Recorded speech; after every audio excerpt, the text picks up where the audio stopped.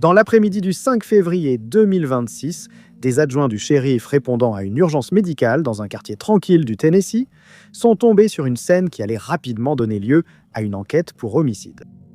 À l'intérieur de cette maison se trouvait un homme nommé Deron Lee, un ancien linebacker de la NFL. Il existe des histoires dans le sport qui suivent un schéma familier. Il y a l'ascension, une lutte, puis une chute dans l'oubli. Et pendant un moment, l'histoire de Lee semblait en être une de ce genre. Athlète talentueux, sa carrière pro n'a pas confirmé les promesses de ses années universitaires. Mais aujourd'hui, cette histoire a pris une tournure bien plus sombre, car Deron Lee n'est pas simplement un ancien joueur de football dont la carrière n'a pas abouti. C'est un homme derrière les barreaux, accusé de meurtre au premier degré. Alors, comment quelqu'un passe-t-il de jouer le dimanche en NFL à faire face à des accusations d'un crime aussi brutal seulement 10 ans plus tard? Pour comprendre cela, il faut revenir au début. Entrons dans le vif du sujet.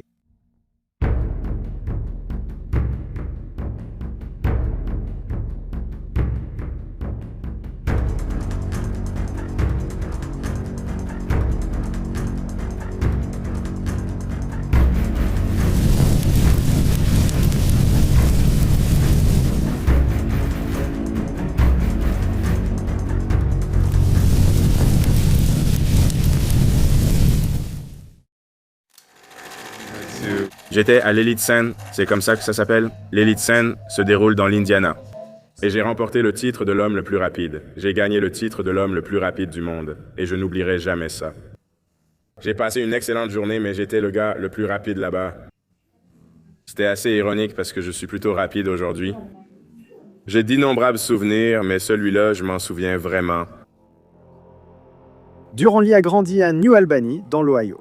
Dès son plus jeune âge, il était clair qu'il avait quelque chose de spécial.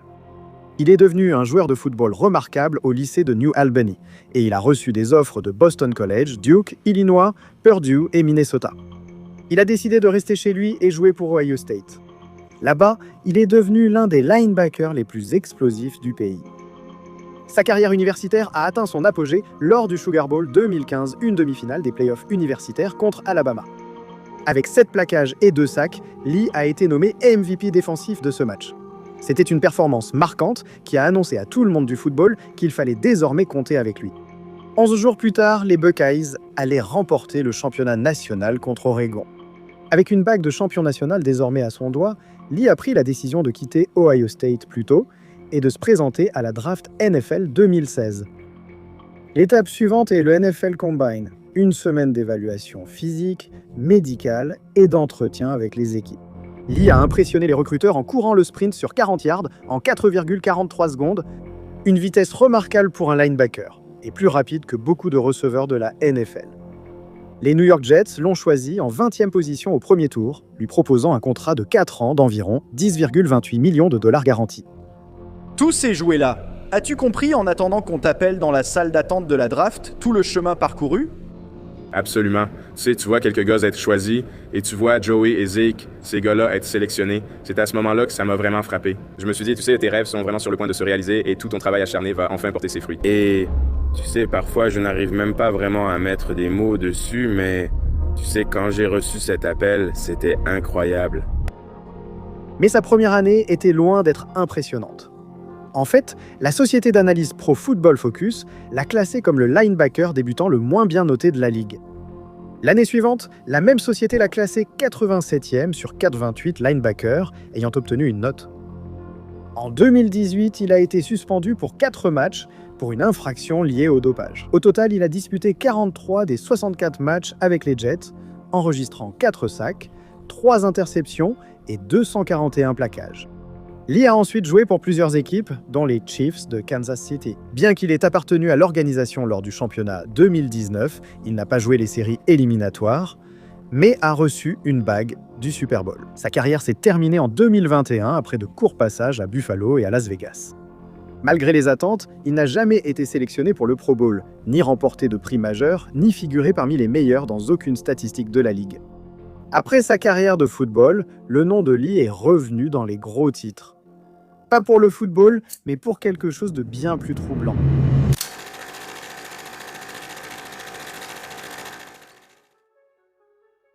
En 2026, Lee n'était plus dans la NFL et séjournait dans une maison de location à Ottawa, Tennessee, juste à l'extérieur de Chattanooga. À cette époque, il était en couple avec une femme nommée Gabriela Carvalho Perpetuo. Les détails exacts de leur rencontre n'ont pas été rendus publics.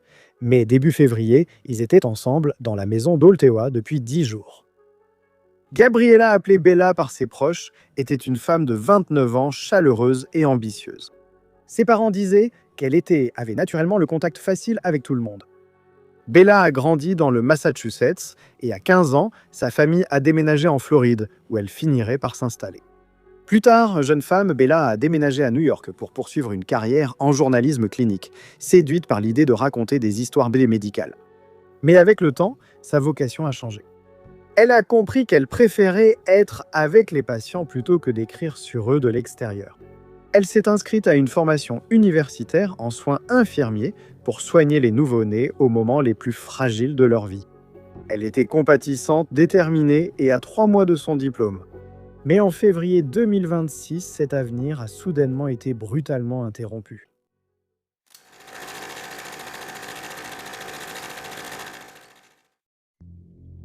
Vers 13h30 le 5 février, un appel au 911 a été passé depuis la maison de Daron Lee sur Snoqualmie Way à Ottawa. Lee a informé l'opérateur que sa petite amie ne respirait plus et qu'une réanimation était en cours. L'appel a été transmis aux policiers en urgence médicale. Mais quand les policiers sont arrivés, la scène racontait une toute autre histoire. Les policiers ont trouvé Bella allongée, inconsciente, sur le sol du salon, déjà prise en charge sur place par les secours. Elle présentait des blessures visibles qui ont immédiatement suscité des inquiétudes. L'explication de Lee était simple. Il a dit qu'il s'était réveillé et avait trouvé Bella inconsciente sur le canapé. En avançant dans la maison, les policiers ont vu des éléments confirmant leurs soupçons. Il n'y avait aucun signe d'effraction. Des morceaux de verre brisés jonchèrent la cuisine. Du sang a été retrouvé à plusieurs endroits de la maison, sur les murs, le sol et même l'escalier. Et des produits de nettoyage avaient été laissés à des endroits qui n'avaient aucune logique, des endroits qui laissaient penser aux autorités que quelqu'un avait récemment essayé de nettoyer quelque chose.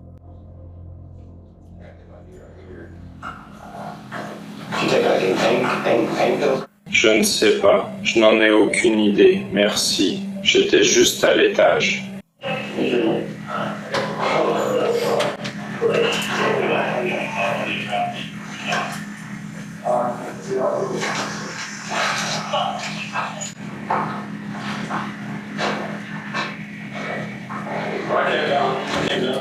Je ne sais pas. Je ne sais pas. Où part-il? Je ne sais pas. J'aime. Où est son médicament? Non, nous devons. Où est le médicament? Je sais. Je ne sais pas, c'est pas. Je ne... Ah, je ne sais pas.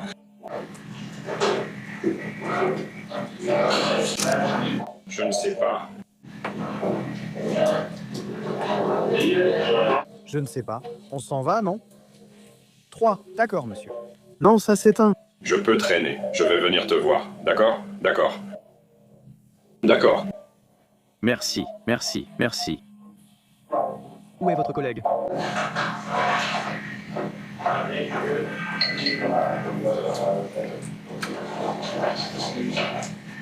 Lorsque les adjoints du shérif ont pris en compte la quantité de sang et l'endroit où il avait été trouvé, cela ne correspondait pas à la version des faits de Lee.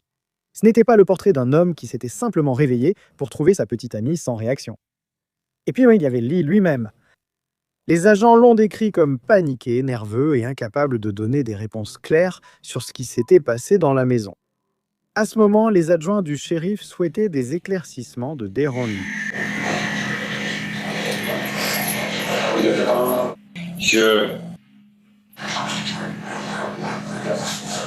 On sait tous. On va aller du côté droit, on parlera pendant qu'il...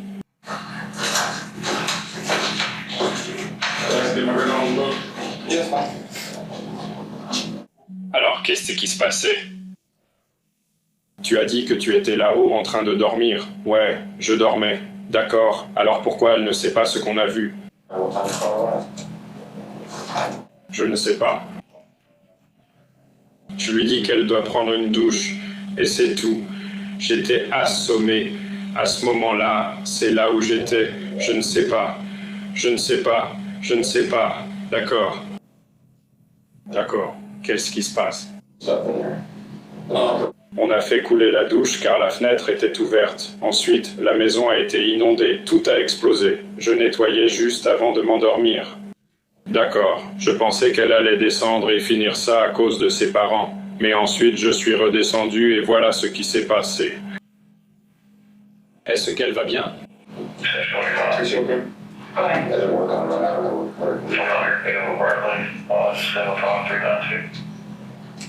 D'accord, alors explique la procédure civile. Et la fenêtre ouverte a fait geler la maison. J'ai dit qu'elle l'avait laissée ouverte, donc c'est ce qui s'est passé. Je pensais juste que si tu fermes la fenêtre, il faut mettre le chauffage. C'est tout, tu vois, des manches droites, je suppose. C'est tout.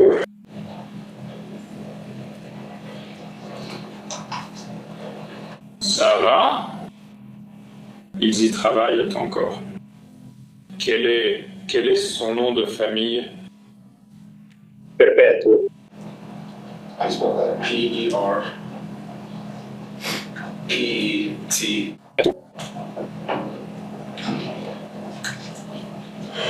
Quel est le prénom? Gabriel. G-A-B-R-I.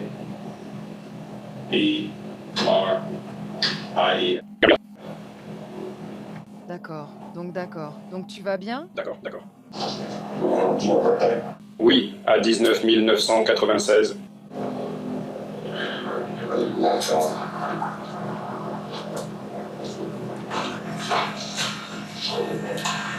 Je ne sais pas, mais ce que je sais, c'est que ça remonte à la semaine dernière, notre deuxième année de secondaire. Elle a comme son propre tapis de bain. Je sais qu'elle est comme ça parce que je me suis surpris moi-même avant. C'est ce qui a provoqué mon explosion à gauche. Je ne sais pas ce qui se passe quand elle prend de très longues douches, mais ça ne me pose aucun problème.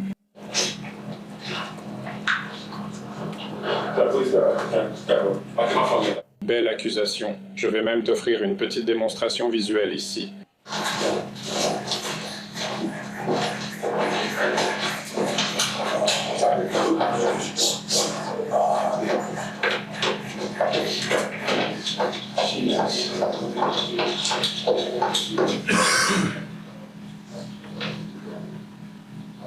Moi, bébé. Je vois le puzzle du pigeon. Oh mon Dieu. Qu'est-ce que tu cherches? Je cherche un gros bloc. Je peux leur faire payer ça. Jésus, tu as des enfants à l'école? On a des enfants? Non, monsieur. Tu sais, j'ai des enfants, donc il faudrait vraiment que tu me dises de tirer sur un gamin qui descend du bus ou quelque chose comme ça.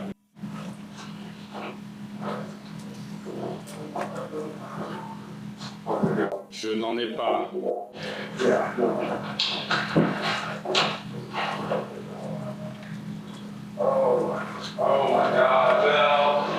Oh mon Dieu, je n'en ai pas. Je ne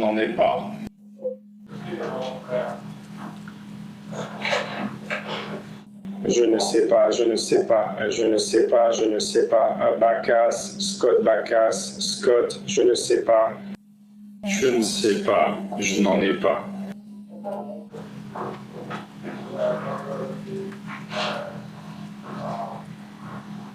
Je ne sais pas ce que... Elle est enceinte, je ne sais pas. Elle essaie de tomber enceinte. Elle a pris des médicaments? Non. D'accord, compris. Et quand avez-vous vu Gabriella pour la dernière fois? Oui, quand l'avez-vous vue pour la dernière fois avant de la trouver comme ça? Et dois-je prévenir mon partenaire? Et je prends toutes les informations et je vais m'en occuper pour vous.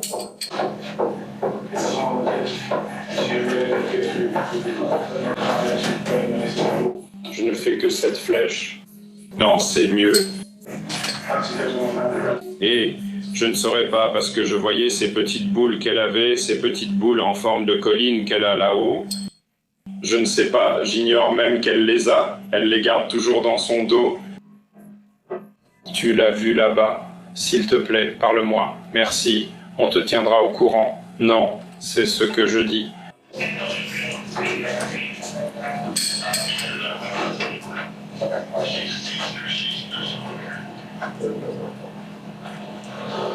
Oh mon Dieu.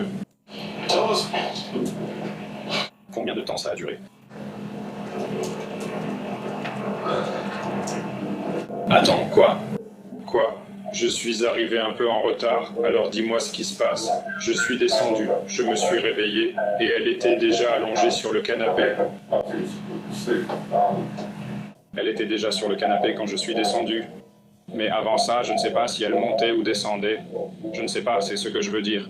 Et donc je suis descendu, et à ce moment-là, elle était allongée sur le canapé du côté de ma fille. Et là, je me suis dit, hé, elle ne disait rien, alors je l'ai appelée tout de suite. Je me disais, qu'est-ce qui se passe? Qu'est-ce qui s'est passé? Je venais de me réveiller, j'avais dormi longtemps. Je tentais de comprendre sans savoir ce qui s'était passé. Est-ce qu'elle saigne? Qu'est-ce qui se passe? Est-ce qu'elle saigne? C'était le cas. Ouais, en fait, je ne l'ai même pas vue à l'instant. Oh, je ne savais pas quoi faire. Je ne sais pas. Alors, c'est quoi le... Quelqu'un saignait? Il y avait du sang dans les escaliers. Oui, sûrement elle. Je ne sais pas s'il y a un livre dans la boutique. Je ne sais pas si elle a dormi près de la foule ou descendait. Je ne l'ai pas entendu. On n'entend pas grand-chose. Vous dormez dans des chambres séparées? Oui, on va jusqu'au 3e numéro dans la chambre. Je ne sais pas si, genre, quand elle est arrivée ici, elle a eu l'impression que je n'en avais aucune idée. Genre, quoi?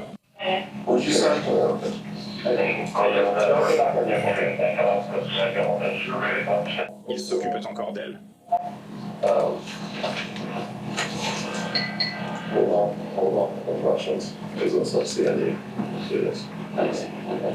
He just made a comment about, I don't know if she died there. I think she died in the shower. Downstairs. There's blood and handprints and bloody handprints on the walls that we got from the just they're all that just do all that right or something. No one just hang them in a car or something. It's a big important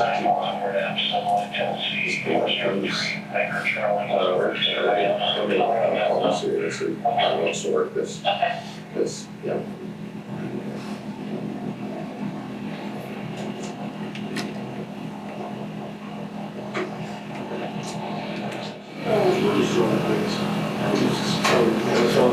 Alors je fais quoi pour entendre?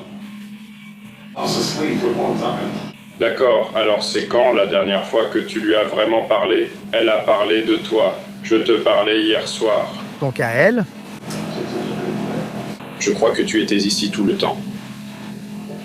Oh non, Brandon ne bouge pas.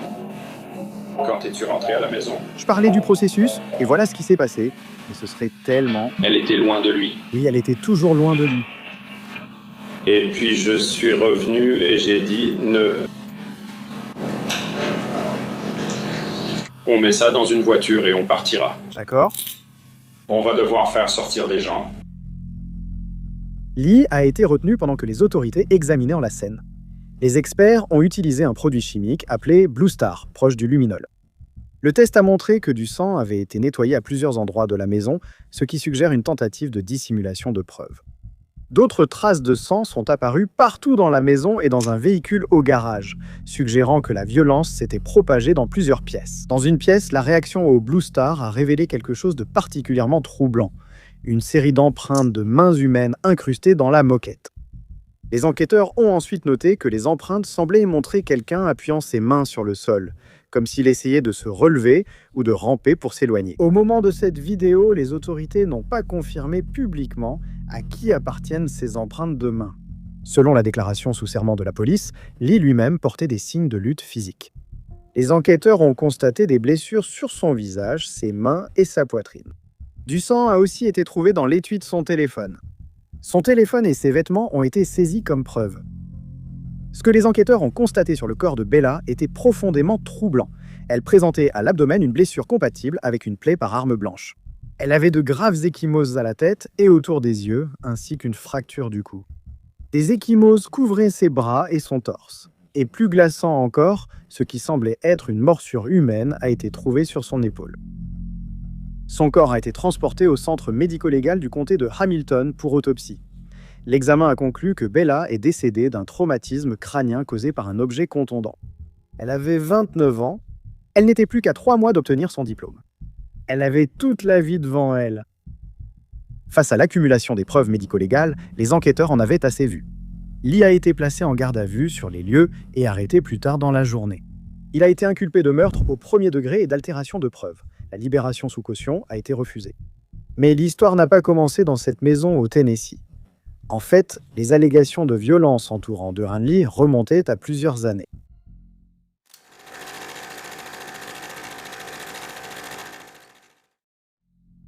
En examinant le passé de Lee, les enquêteurs ont découvert qu'il était sous probation dans 2 États, la Floride et l'Ohio. En 2017, lors de sa 2e saison avec les New York Jets, une femme a intenté une action en justice dans le New Jersey, alléguant que Lee l'avait agressée lors d'une fête plus tôt cette année-là. Il a nié les accusations et l'action en justice a ensuite été rejetée. En avril 2023, Lee a été inculpé de violences intrafamiliales et d'agression à la suite de 2 incidents. L'un en octobre 2022, l'autre en avril 2023. L'incident de 2023 impliquait la propre mère de Lee. Selon la police de Dublin dans l'Ohio, un témoin est monté à l'étage après avoir entendu des cris et a trouvé Lee sur elle, le poing levé. Le témoin l'a tiré en arrière. La mère de Lee a déclaré aux policiers qu'il l'avait poussé contre un mur, jeté au sol et frappé plusieurs fois au visage.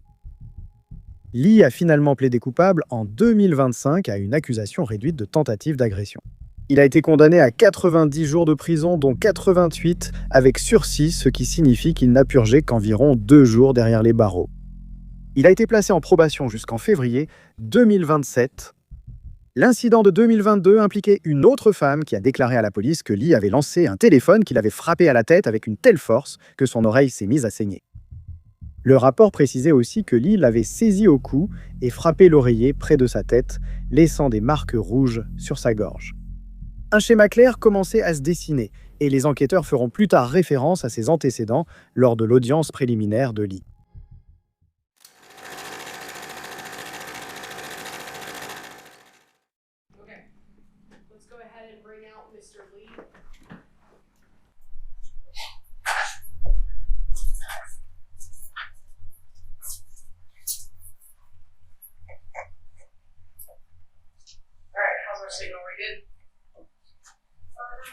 Très bien. Nous sommes ici pour le dossier numéro 2 6151 meurtres au premier degré, dossier numéro 2 6152 altération ou fabrication de preuves pour l'audience préliminaire. Début mars, Lee a comparu lors de son audience préliminaire où les enquêteurs ont révélé un détail très troublant. Après avoir téléchargé les données du téléphone de Lee, les détectives ont découvert que Lee avait demandé des conseils à ChatGPT concernant des blessures spécifiques et l'implication de la police la veille de l'appel au 911. Au cours de cette conversation, ChatGPT a-t-il semblé donner des conseils à Monsieur Lee? Oui, c'est le cas. Oui, d'accord. Qu'est-ce que ça dit? C'est de Xander Lee à ChatGPT. Et Ali, quels sont les signes physiques de blessure dus à une glissade ou une chute dans la salle de bain ou sous la douche?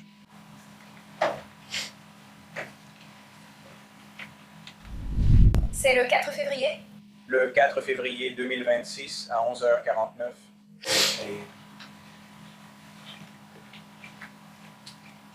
Et savez-vous quoi? Dans ce désaccord, répond-il à quelque chose que ChatGPT avait dit? Oui. Vous vous souvenez de ce que c'était? Glissade ou chute, il appelle les éditeurs, du moins c'est ce qui est écrit. Il répond poignardant des contrats, prêt à frapper tout. ChatGPT répond à ces questions. Oui. Il dit oui, ça pourrait arriver, mais ce sont des erreurs importantes à commettre. Une glissade ou une chute peut-elle provoquer des blessures ou des plaies? Oui, c'est souvent dans des conditions spécifiques. À quoi cela ressemblerait-il? Petites blessures perforantes, rondes ou ovales, au genou. Saignement léger au début, puis gonflement évoquant une blessure par arme blanche, sans que ce soit un couteau.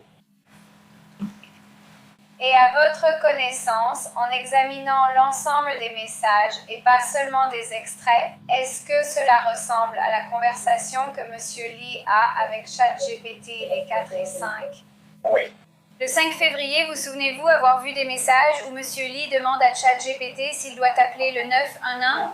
Oui. Vous souvenez-vous du sens de ces messages? Il répétait vouloir appeler le 911, mais voulait d'abord vérifier que c'était nécessaire. Problème pour les services médicaux d'urgence, pas la police. Ici, nous avons le bas de la conversation ChatGPT. Tu vois où il est écrit « Si tu veux, dis-moi ça ». Oui. Est-ce que ça arrive souvent dans ces messages de ChatGPT où ChatGPT pose plus de questions ou pose en gros une question de suivi? Oui, d'accord. Et donc, tu vois, Chat, corrige-moi si je me trompe, ChatGPT dit que les chutes peuvent causer des plaies perforantes ou des déchirures. Elles ne ressemblent pas à des coups de couteau nets. Le contexte du type de blessure importe davantage que le trou. Ensuite, il dit, si tu veux, dis-moi où sur le corps, combien il y a de perforations, leur profondeur, leur taille et quels objets se trouvaient à proximité.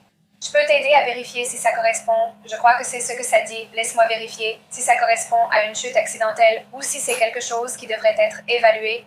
Encore une fois, est-ce que c'est similaire à d'autres messages entre M. Lee et ChatGPT? Oui. Et qu'est-ce que M. Lee dit?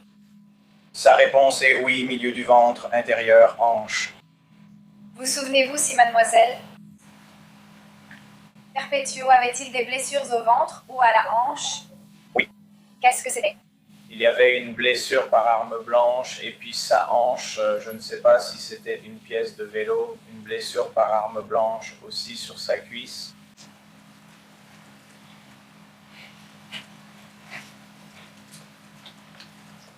ChatGPT dit encore, si tu veux, tu peux me le dire. Donc encore une fois, est-ce que ChatGPT lui demande plus d'informations? Oui. D'accord, et peux-tu voir ça? Le propriétaire Xander Lee dit, oui, il y a des ecchymoses sous les deux blessures qui ressemblent à des coups de couteau. Oui.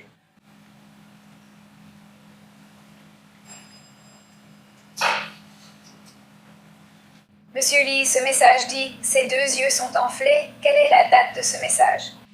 C'est le 4 février 2026 à 11h64 et 49 secondes.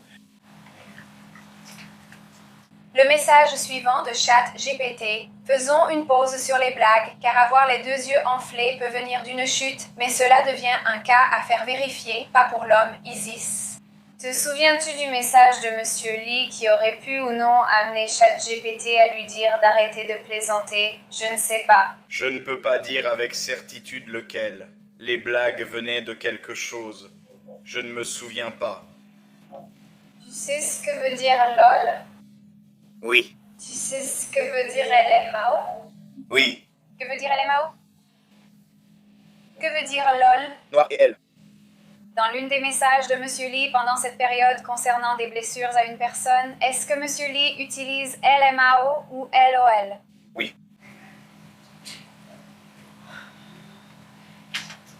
Je pense que c'est le dernier. Quelle est sa date?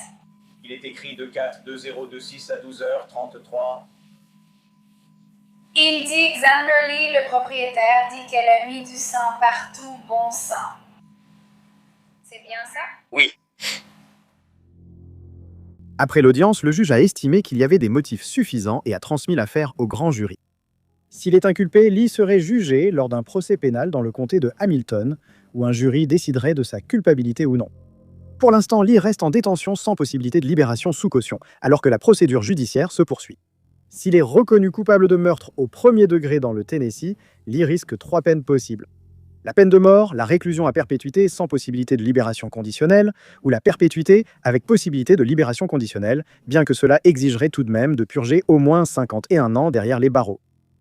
La famille de Bella a aussi intenté une action en justice pendant la procédure pénale. Ils ont intenté une action civile contre Lee, le jugeant responsable de la mort de Gabriella et réclamant des dommages-intérêts. L'affaire civile diffère de la pénale car elle ne requiert pas de prouver la culpabilité, au-delà de tout doute raisonnable, une exigence bien plus difficile à atteindre. Au lieu de cela, elle fonctionne selon une norme de preuve moins stricte, ce qui signifie qu'elle peut avancer selon son propre calendrier, indépendamment de ce qui se passe dans la salle d'audience pénale.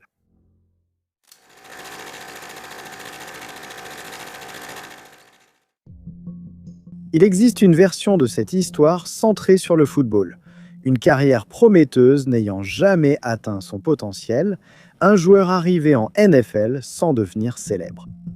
Cette version de l'histoire est décevante, mais elle n'est pas rare.